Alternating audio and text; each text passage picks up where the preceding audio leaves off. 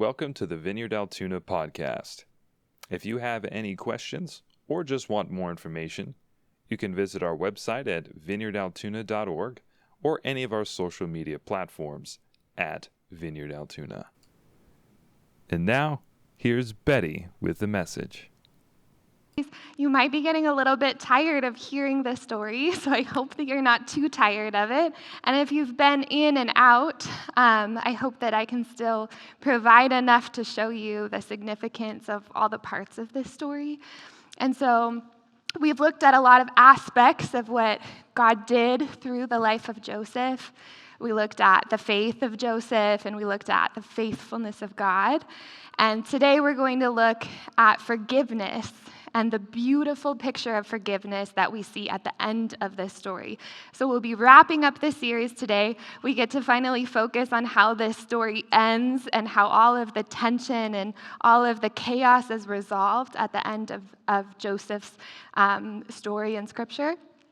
And in order to see this forgiveness, we do have to understand what he had to forgive, right? So I'm not going to go too much into the context before Joseph's life, but if you would like to understand what he's being born into and some of his family history, you can read that earlier on in Genesis. Starting in chapter 12, we see the story of Abraham, and then we see several generations, and in chapter, I believe, 28, you'll get to see the story of his father, Jacob, and a little bit of the background of why Jacob is his father's favorite. Okay, and so we see this dynamic in a lot of families, that whether it's spoken or not, maybe there's one child that's a little bit more favored than the rest. And when we start the story of Joseph, this is the dynamic. He's one of He's one of 12 boys. And he is favored above them all, and his dad doesn't even try to hide it, right? He always treats him better, and he gives him this coat of many colors. And his brothers, you can see this jealousy building, this animosity building. But on top of that, Joseph has the gift of having dreams, which he believes is from God. And later on, we see that he is correct about these dreams. And so he tells them to his brothers, and these dreams include the foretelling that eventually all of his family is going to bow down to him and he's going to have power over them. And you can imagine that this is kind of the straw that broke the camel's back, all right? And a quick disclaimer here. Scripture does not explicitly tell us the heart and attitude of Joseph as he was telling his brothers this dream. And so it's easy to see that maybe he was really arrogant. Maybe he was super prideful, wanted to rub it in his brother's face. He knew that he was the favorite, and he knew that that would make him mad, and that was entertaining for him. Maybe that's what it was, but it doesn't say that. And so if we assume the worst, that's the dynamic. If we choose to see the best in Joseph, it could be that he was just a confident young guy who had no idea how to read a room and didn't understand the privilege he had, right? And I think that we see that dynamic a lot where people are in a state of privilege and they might not realize they're flaunting it, and it's not because they have any sort of malicious intent. It's just because they're kind of oblivious to the privilege that they have, right? And so it could be either of these dynamics. Scripture doesn't tell us, but I think it doesn't tell us because what we need to understand here is not the intent of Joseph, but that regardless of his intent, he was severely wronged. Okay, he was the victim. It doesn't matter if he was a prideful little brother. If your little brother is prideful, that doesn't mean you go and kill him, right? And so regardless of his intent, regardless of his motivation, the emphasis here is that he was wronged, that he was unjustly treated very severely. Okay, so they try to kill him. But then one of his brothers is like, I don't want to do this. He tries to save him. And so eventually they settle and they sell him into slavery. So he goes to Egypt. He ends up in this master's house. His name is Potiphar. And he starts to win favor again with this master. But then the master's wife tries to seduce him, he resists, and then she frames him, and then he ends up in prison. Quick little side quest here. The chapter before that, we see this little subplot with his brother Judah. His brother Judah was the one who had the idea to sell him into slavery. So he was the worst brother, right? And so we see this little side plot. I'm not going to get into the details. Feel free to read it because it's not exactly Sunday morning appropriate. But we see that Judah was faced with very similar temptations as Joseph, and he did not resist it, and he created a big old mess. But beautiful thing out of this is that it was through that mess that eventually we see the genealogy that leads to Jesus. Fascinating. But it's crazy because we see these two contrasting stories, because the very next chapter we read the story of when Joseph was seduced and he resists. And so we see this steadfast character in him, whether it is the character that he's had the whole time or it's character that has developed throughout his experiences.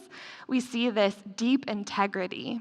But even though, Judah, eventually from his mess, we see this incredible blessing, while Joseph resists and shows strong character, he ends up unjustly punished. So he's in prison, and then a cupbearer of the king is thrown into prison. Joseph is able to interpret a dream that he had in prison, which eventually leads to this restoration of the cupbearer's position. And so when the cupbearer goes back to his position, forgets about Joseph. So he's wrongly sold into slavery. That's always wrong, but he is wrongly punished for something. He is then thrown into prison for something he didn't do, and then he's forgotten about for years.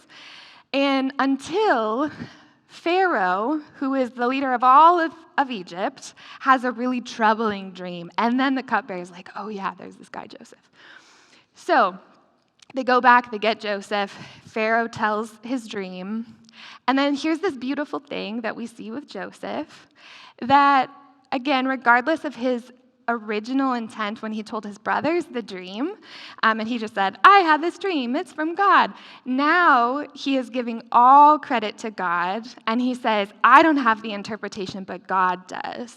And so we see this deep wisdom and humility come out of Joseph, which shows this incredible maturity over time and the way that he has been so positively formed through all of this, and how it brings out the best in him and the best of what God has given him. So this dream is that there's going to be 7 years of abundance in the land, and then there's going to be 7 years of famine.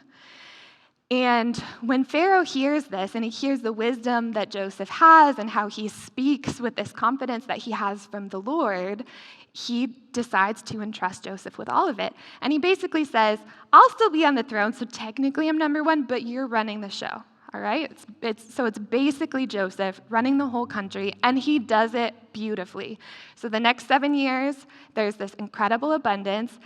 As somebody who loves to garden and who loves to grow things and harvest things, it's really fascinating to hear about how abundant those 7 years were. It says that they had to stop even keeping track of things because the harvest was beyond measure. So they were able to reap, to sow, and to store enough to prepare and to last them for 7 years. That's a lot of food.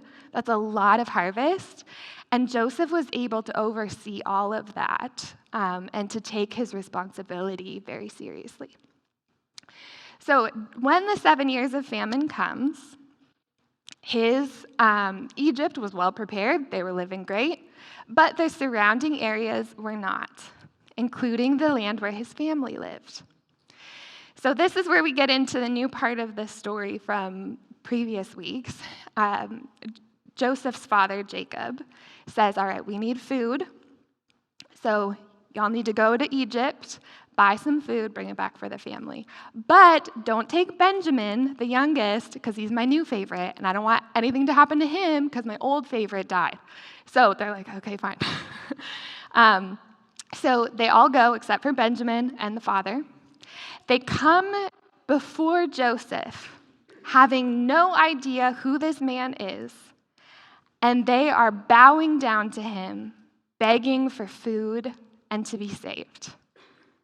But he recognizes them. Another interesting thing is that he still knew his mother tongue that they were speaking, but he also spoke the language of Egypt. So he was using an interpreter, and they didn't know that when they talked amongst themselves, he could understand them also. And so in this moment, he realizes that his dream, the thing that got him into all of this, is being fulfilled in front of his eyes.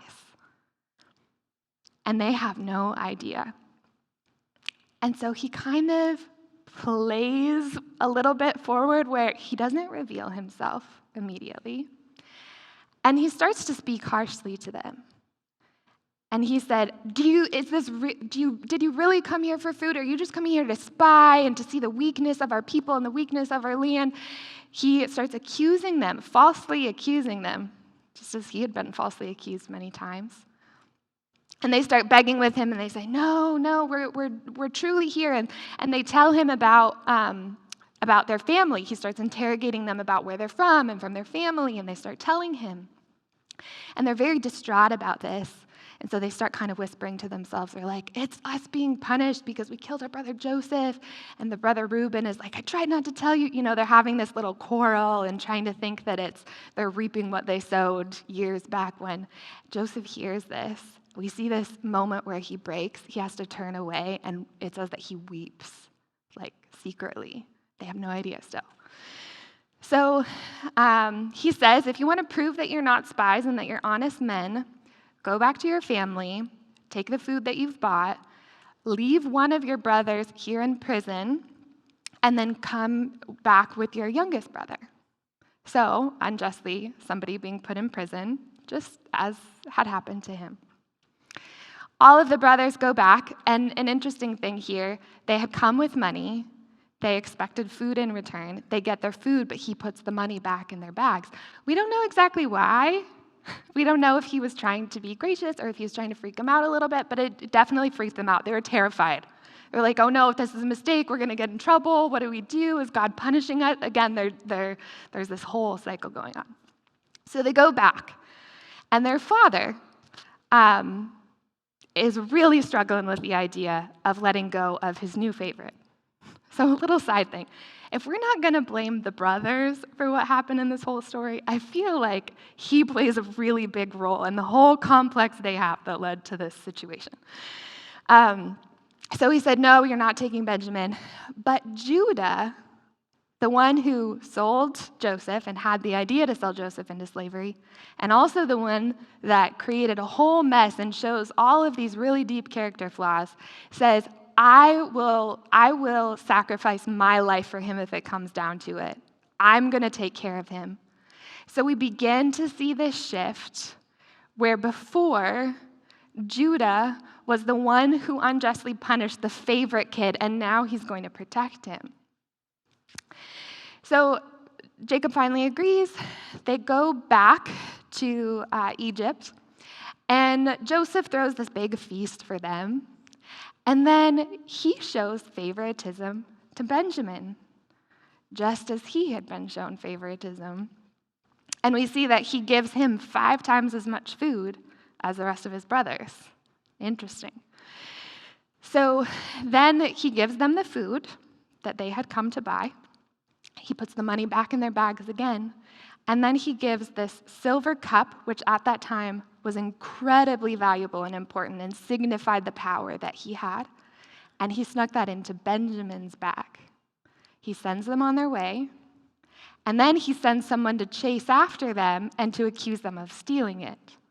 So with all of this, we don't really know, again, it doesn't explicitly tell us the intentions of Joseph in not revealing all of this to his brothers and kind of doing this whole framing that we don't really know, but most scholars believe that he was testing them and he was trying to see if they had changed because he knew how he had been treated as their brother. He knew the corruption of their characters and he wanted to see if there had been development there. If that's the case, it worked. Because they end up coming back and now they're pleading, they're begging for forgiveness. They don't know how to prove that they're innocent. And then Joseph says, okay, I'm going to let you off the hook if Benjamin becomes my slave. Sold into slavery, just as he had been put into slavery. And so Judah steps up. And Judah, just like he had promised his father, which earlier in his little side quest had broken a promise. So again, we're seeing this beautiful shift in Judah's character. And he says, no, I'll sacrifice myself instead.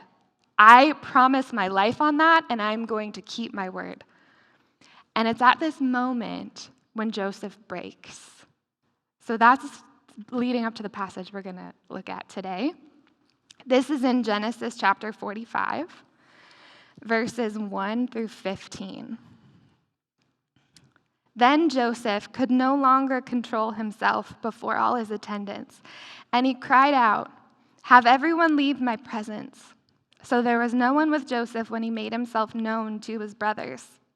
And he wept so loudly that the Egyptians heard him, and Pharaoh's household heard about it. Joseph said to his brothers, "I'm Joseph. Is my father still living?" But his brothers were not able to answer him because they were terrified at his presence. Then Joseph said to his brothers, "Come close to me." When they had done so, he said, "I'm your brother Joseph, the one you sold into Egypt. And now do not be distressed and do not be angry with yourselves for selling me here, because it was to save lives that God sent me ahead of you. For 2 years now, there has been famine in this land, and for the next 5 years there will not be plowing and reaping. But God sent me ahead of you to preserve you, a remnant on earth, and to save your lives by great deliverance. So then it was not you who sent me here, but God. And he made me father to Pharaoh, lord of his entire household and ruler of all of Egypt. Now hurry back to my father and say to him, 'This is what your son Joseph says. God has made me lord of all Egypt. Come down to me, don't delay.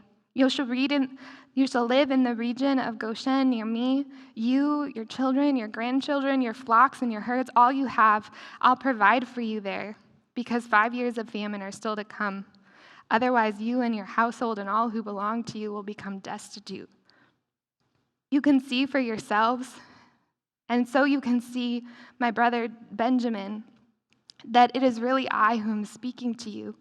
Tell my father about all the honor accorded me in Egypt and everything you've seen, and bring my father down here quickly.' Then he threw his arms around his brother Benjamin and wept, and Benjamin embraced him, weeping. And he kissed all his brothers and wept over them. Afterward, his brothers talked with him." We're going to dig into what forgiveness looks like in this passage.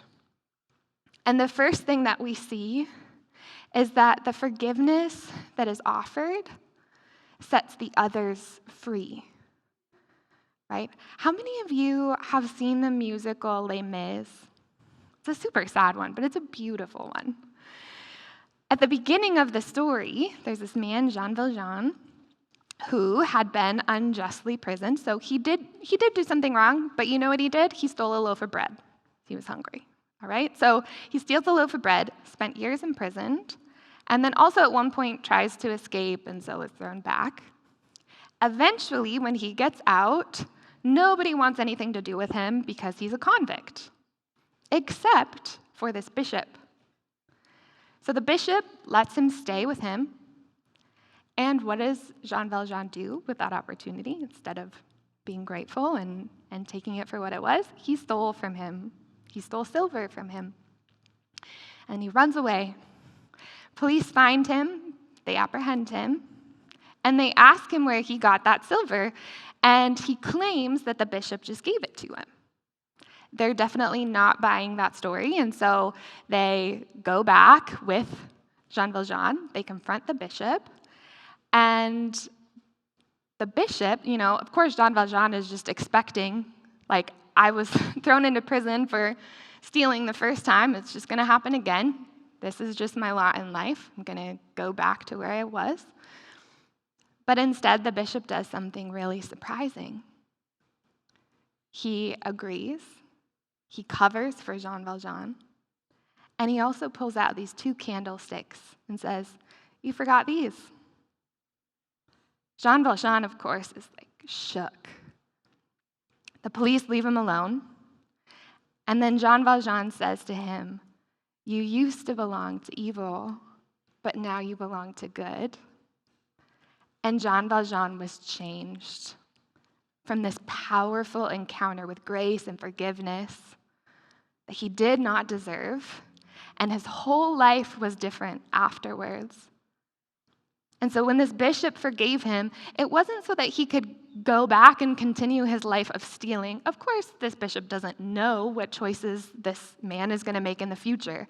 But the purpose of this forgiveness was not for him to continue in his old ways of life, but to be free to do something new and to be something new. And he did. And I think a lot of us sometimes, when we hear a message of forgiveness or an invitation for forgiveness, our idea of forgiveness is that if we forgive somebody, we're just going to let this dysfunctional dynamic continue. Maybe we will enable people to abuse us or hurt us or take advantage of us if we forgive them. But that's not the picture of forgiveness that we see in this story. These brothers had severely abused him and abandoned him, left him for dead. And this offering of forgiveness is not to go back to an old dynamic. It's not to go back to a position where they are able to abuse him and lord over him again, but it is to free them from punishment and from guilt. Right? And that is what forgiveness does. It doesn't free somebody to continue the same pattern towards you or towards themselves, but it frees them from punishment and from guilt. How many of you know the person Corrie ten Boom? I feel like I've talked about her before, probably up here. She's one of my favorite people in history. She lived in the Netherlands during World War II. She was a Christian, and she hid Jews to protect them from being arrested and taken to concentration camps. But then she was caught hiding them, and so she was thrown into a concentration camp. We see this theme of unjust and punishment, almost like there's something very profoundly wrong about unjust punishment without trial. And so she ends up in these concentration camps, brutally mistreated. She loses loved ones. She is abused in awful ways. But she holds her faith through all of this, and eventually she's freed, and she becomes this amazing communicator. She writes books. If you haven't read any of her books, I would encourage it. The Hiding Place, and there's one that's called In My Father's House, which talks about how God prepared her for everything that she went through. But she also became a speaker, and she would speak specifically about the message of forgiveness, and was a very profound communicator because she had this horrible story and had been deeply wronged, but was able to share the forgiveness because of the forgiveness that she knew in Jesus.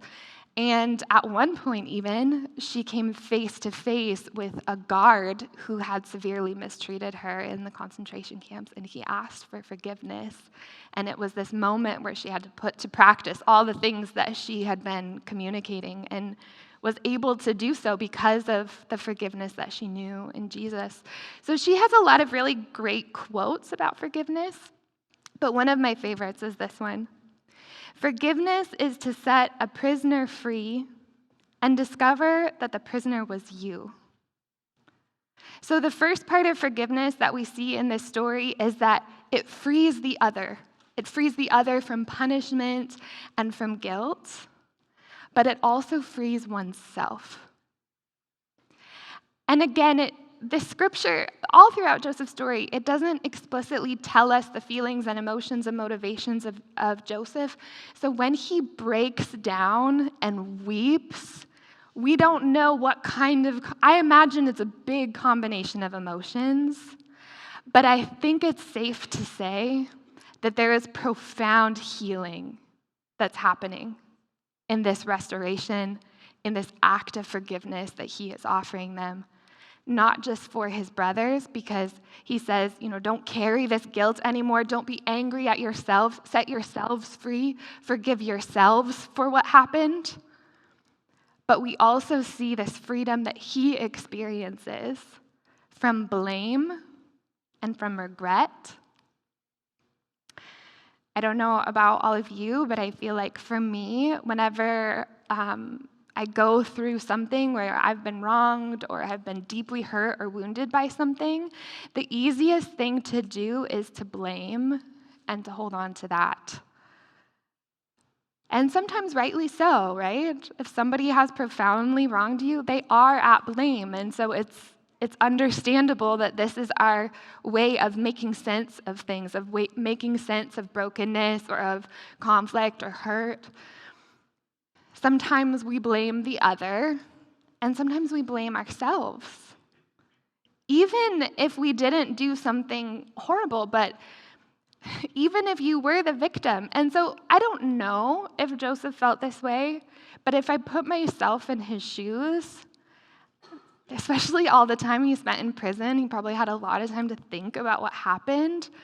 I imagine that for myself, of course, I would be angry and blame my brothers and feel bitterness and hate towards my brothers, but also myself, man, I can't believe I said that. I can't believe that I was so unaware of how they felt that I would take it that far.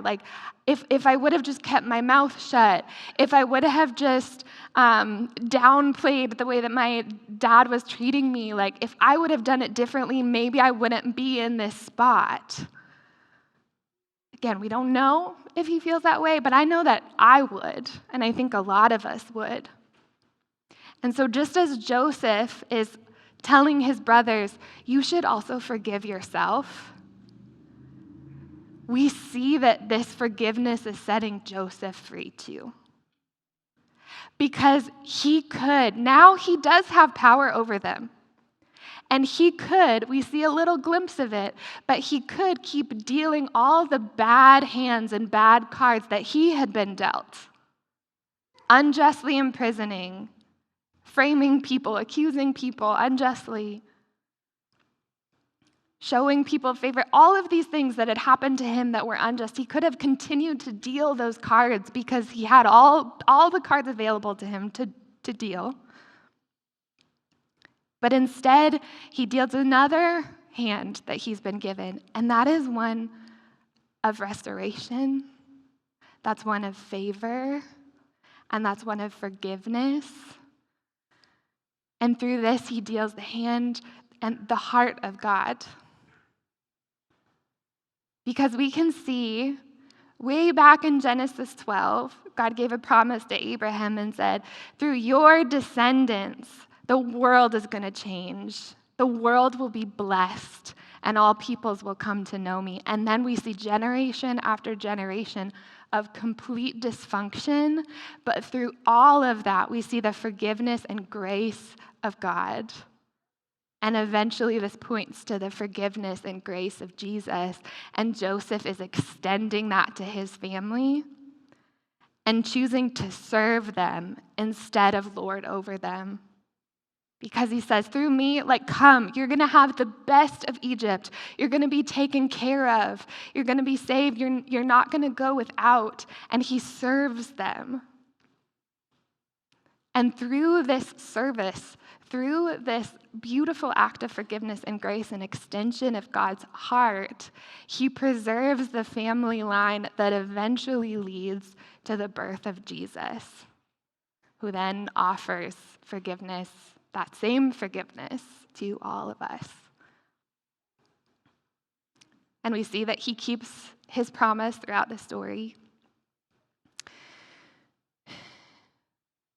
So as we start to wrap up, I'm not sure where all of you are. Maybe there have been things in your life that you have had a really hard time forgiving. Maybe that is someone else or multiple others else, or maybe yourself. Or maybe you have not yet experienced the forgiveness of God, and you need to experience that yourself, or the forgiveness of others. Maybe there are people that you need to ask forgiveness for and show them that you have changed or that you will change, just as we see this beautiful character shift in the character of Judah. So wherever you are, if you need prayer this morning, in a few moments we're going to have communion, and there will be some people on the sides that are available to pray, so you can come down, you can take communion, and then you're welcome to stop and pray with whatever you need, whether it has to do with forgiveness or not. You're welcome. Thank you again for choosing the Vineyard Altoona podcast. We're so excited to see how God will release his kingdom in and through you today for the glory of Jesus Christ. With this, be blessed, and we'll see you next time.